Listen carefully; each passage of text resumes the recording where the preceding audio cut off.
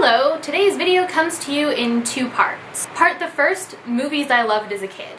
I really enjoy rewatching movies that I loved as a kid, because even though I sometimes find that the story isn't nearly as good or the characters aren't nearly as interesting as I remember, I finally understand all the little bits and pieces that I never really noticed before, despite the fact that I watched the movies over and over and over again.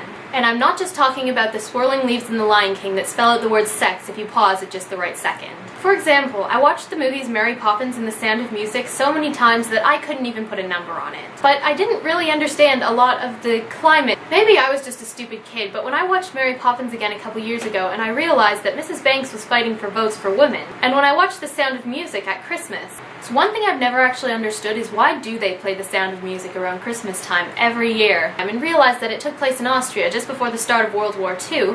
The implications of that for the characters in the story just hit me. I feel like now that I have a slightly better understanding of the worlds that these musicals took place in, I have a better understanding of the characters within the movie and therefore of the movie itself. The same thing happened to a lesser extent when I rewatched Annie. I actually realized that it took place in the Great Depression, and then I felt really stupid for not realizing that before. Of course, with these movies, the best bit is still the singing. But it's not just these musicals that are set in trying times that are fun to watch.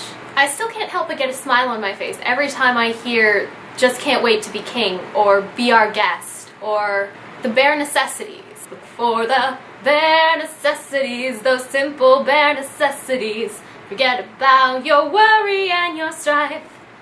I mean the bare necessities, old Mother Nature's recipes that bring the bare necessities of life. Now, I'm not particularly nostalgic most of the time.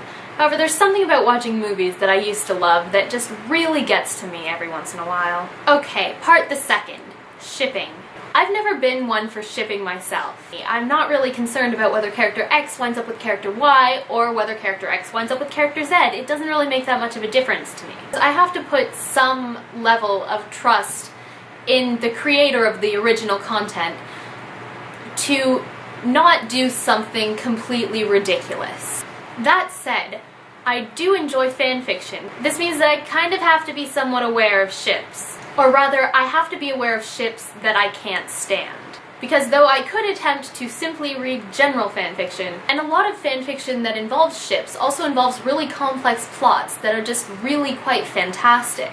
The way I look at it is, for every ship there's got to be a weirdness scale and a amusement scale. If the level of amusement I get from the pairing is higher than the level of weirdness, then I'm okay with it. If it's the other way around, I'm probably going to avoid it. If there's one canon ship anywhere that I didn't really like, it was Remus and Tonks. Not because I thought that Remus had some great unrequited love from insert character here, but because Tonks was this really impressive character. She was an Auror, she was a Metamorphagus, and then she becomes this lumpy, mopey, sort of depressed sack of potatoes type character for nearly an entire book. And then you find out the reason for this is that she got turned down. I wasn't really sure how that action was tied into the rest of her character, because she really did seem quite badass in Order of the Phoenix. And finally, I think I have to agree with what Lucy said.